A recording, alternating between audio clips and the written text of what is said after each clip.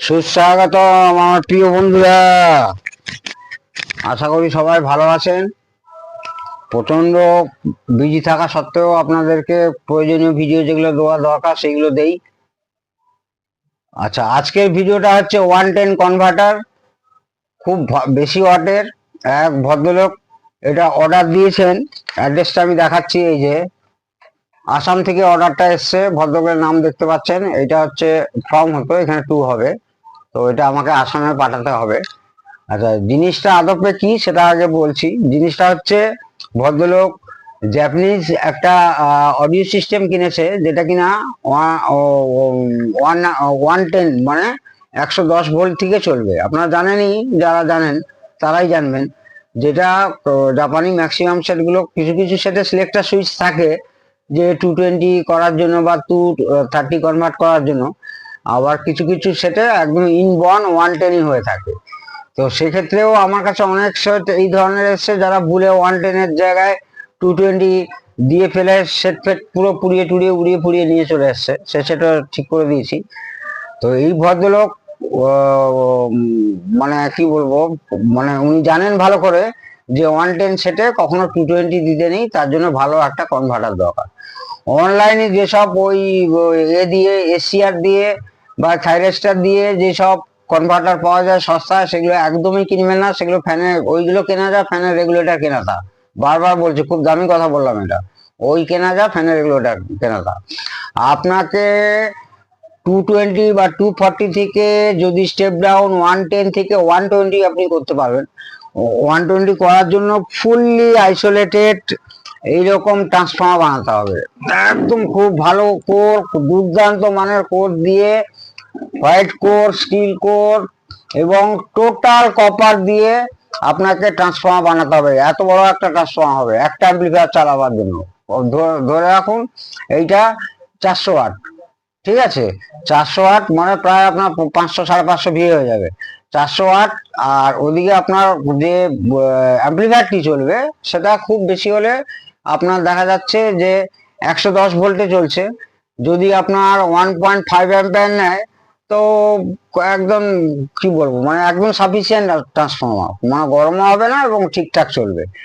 তাহলে মেন আপনার কি হবে, ইনপুট কি হবে কিনা, আমাদের নর্মাল 220 করেছি আমি, আর 240 করেছি, এটা হচ্ছে কমন। তারপরে 220, 240 এদিকে গেল। আরে সরি, এদিকটা আউটপুট আছে, এটা গেছে এইদিকে গেছে কমন। এইটা হচ্ছে কমন 220, 240। সেই জন্য 220, 240-এর একটা সুইচ রেখেছি। যদি কোনোদিন ইনপুট ভোল্টেজ ডাউন হয়ে যায়, ধরুন 110, 115 পাচ্ছে না, তখন এই সুইচটা এই 240-এর দিকে করে দিলে ভোল্টেজটা কমবে। আর যদি ইনপুট ভোল্টেজ কম থাকে, তাহলে 220-র দিকে করলে ভোল্টেজটা আবার ইনক্রিজ করবে। ঠিক আছে বন্ধুরা? তো সুন্দর একটা বাক্সতে খুব ভালো মানে ট্রান্সফর্মার, মানে আইসোলেটেড করতে হবে। স্টেবিলাইজার টাইপ করলে হবে না, যে নিউট্রাল কমন, নিউট্রাল কমন করলে কিন্তু একদম শেষ, ও প্রজেক্ট সাকসেস হবে না। আপনাকে ফুললি আইসোলেটেড করতে হবে, মানে এই পাশে ইনপুট যে 220 বা 240 ভোল্ট ঢুকছে, আর আউটপুট যে 110 বা 115 বেরোচ্ছে এবং কমন, টোটাল আইসোলেটেড হবে। কোনো রকম এর নিউট্রালের সঙ্গে এর নিউট্রালের কোনো সম্পর্ক থাকবে না, এবং এর যে ভোল্টেজ আছে আর এর যা ভোল্টেজ আছে কোনো সম্পর্ক থাকবে না। টোটাল ফ্ল্যাক্সে চলবে, অর্থাৎ টোটাল ফ্রিকোয়েন্সি জেনারেট যা হবে, ট্রান্সফর্মার যেরকম ফ্রিকোয়েন্সি জেনারেট করে, মানে সেইভাবে চলবে। স্টেবিলাইজারের ট্রান্সফর্মার কনসেপ্ট কিন্তু আলাদা, নিউট্রাল কমন হয়ে যায়, আর ওইটাকে পরপর স্টেপ আপ স্টেপ ডাউন পরপর ঘাট বাড়িয়ে, মানে কয়েল ওয়ার্নিং বাড়িয়ে বাড়িয়ে বাড়িয়ে বাড়িয়ে একটা ঘাট, দুটো ঘাট, তিনটে ঘাট, তখন স্টেপ আপ হতে থাকে। ওইটা কিন্তু আইসোলেটেড না, এখানে কিন্তু গুলিয়ে ফেলবেন না। ফুললি আইসোলেটেড ট্রান্সফর্মার করতে হবে আপনাদের, তবেই আপনি একটা ভালো মানের 110 কনভার্টার বানাতে পারবেন। তো সেখানে একটা ভালো ফিউজ ব্যবহার করা হয়েছে। আর এখানে একটা ডিজিটাল এই যে সুইচটা লাগিয়েছি, এটা হচ্ছে গিলার্ডের সুইচ। গিলার্ড খুব ভালো কোম্পানির, ভালো মানের সুইচ। একটা ভোল্ট মিটার দেওয়া হয়েছে, আমি চালিয়ে দেখাচ্ছি।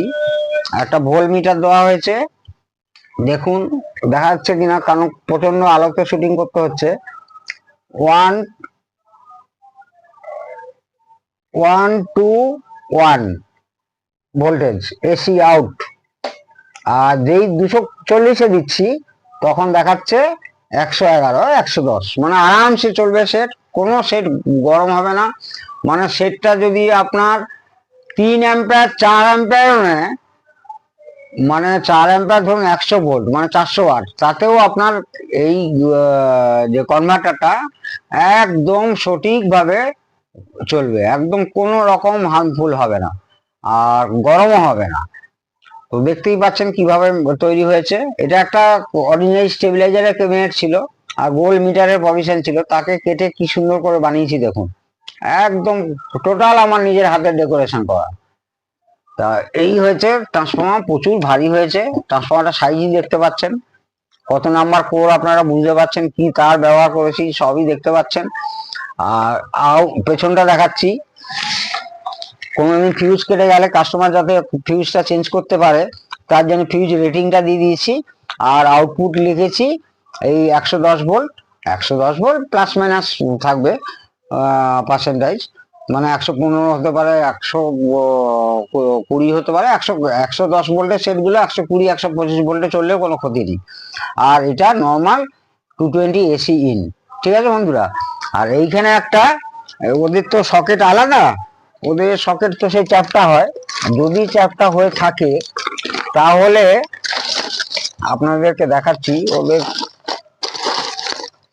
পাচ্ছি না, এই যে ওদের আউটলেট গুলো এইভাবে এই ধরনের হয়, ওদের আউটলেট এই ধরনের হয়। তো এই ধরনের সকেট আমি পাইনি এই মুহূর্তে যে এইটা ডাইরেক্ট ইনজেক্ট হয়ে যাবে, সেক্ষেত্রে আপনাদেরকে এইভাবে আর একটা কনভার্টার ব্যবহার করে নিলে হবে। আমি দেখাচ্ছি বন্ধুরা, এই ধরনের একটা কনভার্টার যদি বানান, ধরুন এইটা, এই যে এইটা আপনি লাগিয়ে নিলেন, এই লাগিয়ে দিলাম, দিলে আমার এই টাইপের আরামসে চলে আসবে, এই লেগে গেল। বা আপনি উপরেও লাগাতে পারেন, একদম সেটিং হয়ে গেল, উপরে লাগাতে পারেন, সাইডে লাগাতে পারেন। এটা হচ্ছে ইন্ডিয়ান স্টাইলও আছে আবার ফরেন স্টাইলও আছে এই জায়গাটাতে। আর যদি মেন কটটা কেটে ইন্ডিয়ান স্টাইল করে নেন তাহলে তো কোনো ব্যাপার না, কিন্তু আমি বলবো মেন কটটা না কাটতেই, কারণ মেন কটটা যেটা অরিজিনাল আছে ওই রকমই থাক, সেটা থাকলেই ভালো। তো এইভাবেই আপনারা ভুলে ওই অনলাইনে ওই 110 কনভার্টার কিনতে যাবেন না।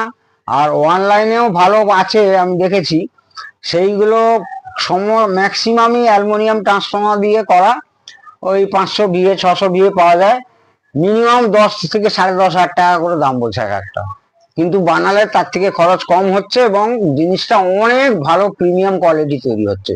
পিওর কপার, পিওর ভালো কোর দিয়ে, হোয়াইট কোর, স্টিল কোর দিয়ে একদম দুর্দান্ত মানের ইআই ট্রান্সফর্মার করে আপনারা রেডি করতে পারবেন। তো অনলাইন থেকে না কেনাই ভালো। আর অনলাইন থেকে যদি কিনবেন ওই 10-12 হাজার টাকার উপরে যেসব সেটগুলো মানে মডেলগুলো আছে কিনবেন, তাতেও আমি দেখেছি অ্যালুমিনিয়াম কয়েল করে ট্রান্সফর্মার তৈরি করা, বিশ্বাস করা যায় না, হাতে তৈরি করে নেওয়াই ভালো।